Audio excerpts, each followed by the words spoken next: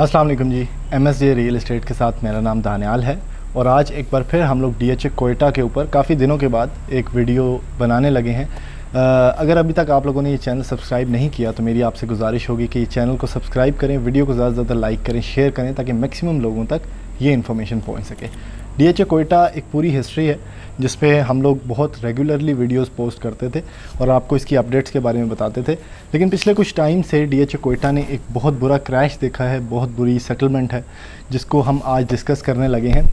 अब ज़री बात है, पास्ट की बातों को हम कितना ज़्यादा दोहराएं। जब मैं आप लोगों को बोलता था कि आप लोगों ने बैलेटिंग से पहले चीज़ बेचनी है और आप लोग कहते थे कि नहीं, कि हम लोगों ने बैलेटिंग के बाद बेचनी है जब वो प्लॉट बन जाएगा। हमेशा बैलेटिंग से पहले चीज़ बेची जाती है, रियल एस्टेट का ये कानून है, क्योंकि उसके बाद लोग बहुत ज़्यादा बेचने वाले होते हैं और लेने वाले बहुत कम होते हैं, क्योंकि उसके बाद सिर्फ वही बंदा लेता है जिसने वहाँ पे घर बनाना है। और आपको पता है एग्जैक्टली कि कितने लोगों ने DHA कोयटा में घर बनाना है, और अगर बनाना भी है तो DHA कोयटा की पॉपुलेशन 10-15 लाख जो बंदे वहाँ पर रहते हैं उनका भी इंटरेस्ट DHA कोयटा नहीं है, उनका इंटरेस्ट कुछ और है, उनका इंटरेस्ट सिर्फ प्रॉफिट है, घर बनाना नहीं है। तो एक तो लोगों के वहाँ पे सेंटिमेंट्स बहुत ऐसे हैं कि जो आपको बैलेटिंग के बाद वाले नहीं थे, तो ये चीज़ मैं लोगों को समझाता रहा। दूसरी चीज़ ये है कि लोग, एक इंसान की ग्रीड की लिमिट होनी चाहिए, किसी ना किसी टाइम पे उसको कोई ना कोई अपनी चीज़ बेचनी भी चाहिए। तो अभी वही लोग कोशिश कर रहे हैं कि अपनी फ़ाइलें उस रेट पे बेचें जिस पे वो सोच रहे थे उस टाइम पे बेचने का, अब नहीं बिक रही। अर्ली बर्ड की अगर बात की जाए तो अर्ली बर्ड इस टाइम पे 1,70-75 लाख रुपये में भी कोई नहीं ले रहा। उसकी मेन वजह बजट 2022 भी है, लोगों के सेंटिमेंट्स भी हैं, और DHA कोयटा से एकदम पैसा एक्सट्रैक्ट हो गया, सारा का सारा पैसा, सारा का सारा इन्वेस्टर वहाँ से निकल चुका है। खैर, ये सारी की सारी बातें आपको पहले पता हैं। अभी क्वेश्चन ये आता है कि इस टाइम पे DHA कोयटा में कौन सी इन्वेस्टमेंट की जाए। बजट 2022 की थोड़ी सी बात कर लेते हैं। उस पर 15% कैपिटल गेन टैक्स है, यानी जितनी DC वैल्यू आपकी होगी, अगर आपने एक साल के अंदर अपनी प्रॉपर्टी बेची, उस DC वैल्यू के हिसाब से प्रॉफिट, गेंस, लॉस कोई डिपेंड नहीं करता, कोई मैटर नहीं करता, उस DC वैल्यू के हिसाब से आपने 15% गेन टैक्स हुकूमत को देना है। फिर इसमें 5% एडवांस टैक्स है, नॉन फाइलर का 4% स्टाम्प ड्यूटी है, काफ़ी ज़्यादा टैक्सेस हैं। और घर तो अभी DHA कोयटा में डेफिनेटली नहीं बना सकते, तो रेंटल टैक्स वहाँ पे इम्प्लीमेंट नहीं होगा। लेकिन ये सारे के सारे टैक्सेस, इसका जो वो होता है, इम्पैक्ट होता है, वो उस बंदे पे पड़ता है जिसने पैसे इन्वॉल्व करने होते हैं। और मुझे समझ नहीं आई ये रियल एस्टेट की क्या पॉलिसी है गवर्नमेंट की, यानी जितना ज़्यादा टैक्स मेरे ख्याल में पिछली हुकूमत ने जमा किया है रियल एस्टेट से, जितनी ज़्यादा पैसे लोगों ने कमाए हैं और उतने ज़्यादा टैक्सेस भी दिए हैं, और बैंकिंग के थ्रू उन्होंने ट्रांजैक्शन किए हैं, क्योंकि बैंकिंग में अभी आपको पता है कि नॉन फाइलर में इमरान खान साहब के दौर में एक पैसा भी नहीं लगता था, जितना मर्ज़ी कैश आप निकलवाएं, जितना मर्ज़ी जमा करवाएं। तो खैर, ये कुछ पॉलिसीज़ थी और बहुत ज़्यादा टैक्स भी जमा हुआ। इस टाइम पे मुझे नहीं लगता कि डबल द टैक्सेस भी अगर ये ले हमसे 15% या 30% भी गेन टैक्स लें, तो मुझे नहीं लगता कि आधा टैक्स भी जमा हुआ हुकूमत के पास। खैर, ये उनकी पॉलिसीज़ हैं, हम इस पर डिस्कशन करने नहीं आए। हमारा चैनल रियल एस्टेट का है और रियल रहते हुए, रियलिटी बेस्ड कॉन्वर्सेशन करते हुए इस टाइम पे जो इन्वेस्टमेंट समझ आती थी वो थी ओपन एफिडेविट की, क्योंकि ओपन एफिडेविट इस टाइम पे 77-78 लाख रुपए पे घूम रहा है, लेकिन आप उसको ओपन रख नहीं सकते। DHA कोयटा ने ये अनाउंस किया था, आपको पता है कि उनके चैनल पे जो उनकी साइट है उसके ऊपर एक पूरा नोटिफिकेशन था कि जिन लोगों के पास भी ओपन एफिडेविट है वो उसको ट्रांसफ़र करवाएं, और जैसे जैसे लोग उसको ट्रांसफ़र करवाएंगे डेफिनेटली ओपन फाइल्स ख़त्म होती जाएंगी और ओपन फाइल्स की जो ट्रेड है वो भी कम होती जाएगी। लेकिन ओपन फाइल ही वाहिद ऐसी फ़ाइल है जिस पे ये ज़्यादा टैक्सेस इंप्लीमेंट नहीं होंगे। लेकिन अब चूँकि ओपन फाइल ख़त्म हो चुकी है DHA कोयटा से, तो हम लोगों ने फोकस करना है ओल्ड एलोकेशन पे।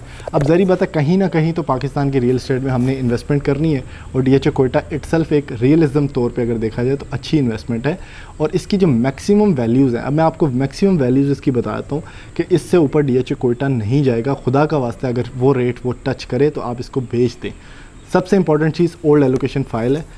बैलेटिंग का बहुत अनाउंसमेंट है, आप पूरे GT रोड पे जाके देखें, हर जगह पे पोस्टर लगा हुआ है DHA कोयटा की बैलेटिंग है, लेकिन कोई फ़र्क नहीं पड़ रहा, रेट्स मज़ीद नीचे ही आ रहे हैं। 1 करोड़ रुपए में इस टाइम पे 1 करोड़ 2 लाख रुपए में आपको ओल्ड एलोकेशन फ़ाइल मिल जाती है। ओल्ड एलोकेशन का मतलब है जिसके मैक्सिमम चांसेस हैं बैलेट होने के, बल्कि 100% चांसेस है बैलेट होने के, और उसको प्लॉट शीट नंबर लग जाएगा, मैप भी उसका आ जाएगा, जैसे अर्ली बर्ड के साथ हुआ।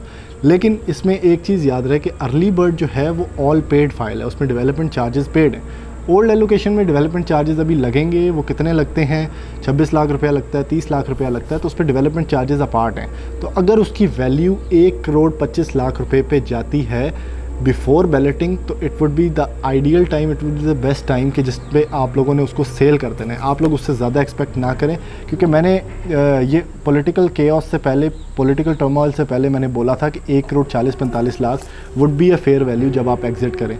लेकिन चूँकि अभी हालात थोड़े चेंज हैं, डायनामिक्स थोड़े चेंज हैं, इंसान को डायनामिक्स के साथ ही चलना है।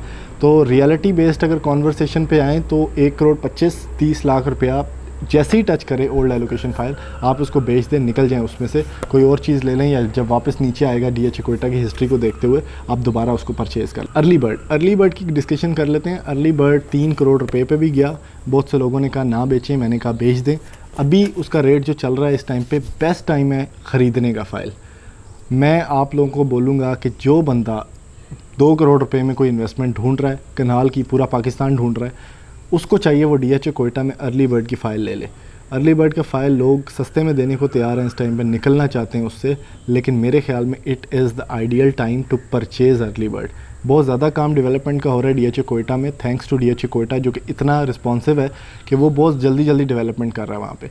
लेकिन उसको उससे फ़ायदा उठाने का तरीका ये है कि जब रेट्स नीचे आएँ तो हमने फ़ाइल परचेज़ करनी है। रेट मज़ीद नीचे आए, अगर अल्लाह ताला की तरफ से आपके पास पैसे हैं तो आप एक और फ़ाइल ले लें, आप उसकी एवरेज निकालें और उसको वेट आउट करें। अगले 4-5 सालों में अर्ली बर्ड का रेट आराम से 3-3.25 करोड़ रुपया होगा, जो कि मेरे ख्याल में एक फ़ेयर वैल्यू है। 1 करोड़ रुपया अगर आपको 2 सालों में मिलता है 2 करोड़ रुपया लगा के, तो it is the best time to exit. उसके बाद बात कर लेते हैं एफिडेविट की। एफिडेविट भी इस टाइम पे सबसे अच्छी इन्वेस्टमेंट है, लेकिन चूंकि ये बैलेटिंग में नहीं आएगा तो ये थोड़ी लॉन्ग टर्म इन्वेस्टमेंट है, क्योंकि ओल्ड एलोकेशन ही सिर्फ बैलेटिंग में आ रहा है। तो एफिडेविट अगर आप लेते हैं तो आपने 4-5 साल जहन में रखना है, क्योंकि उससे पहले कुछ लग नहीं रहा कि ये पॉलिटिकल सिचुएशन रिवर्स होगी या क्या होगा। हाँ, इलेक्शन तक, अब इसमें एक और चीज़, एक और टर्न ओवर है कि इलेक्शन तक ये हालात रहेंगे।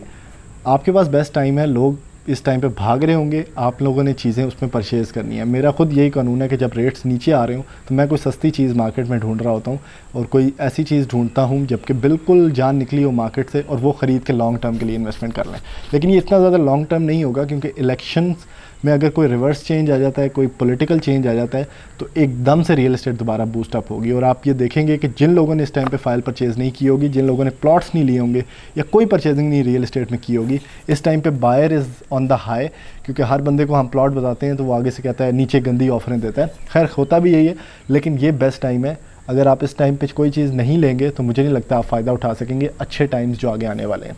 तो ऐसी मज़ीद वीडियोस देखने के लिए आप हमारा चैनल सब्सक्राइब करें, वीडियो को ज़्यादा से ज़्यादा लाइक करें, शेयर करें, ताकि मैक्सिमम लोगों तक ये इन्फॉर्मेशन पहुंच सके। थैंक यू, अल्लाह हाफ़िज़।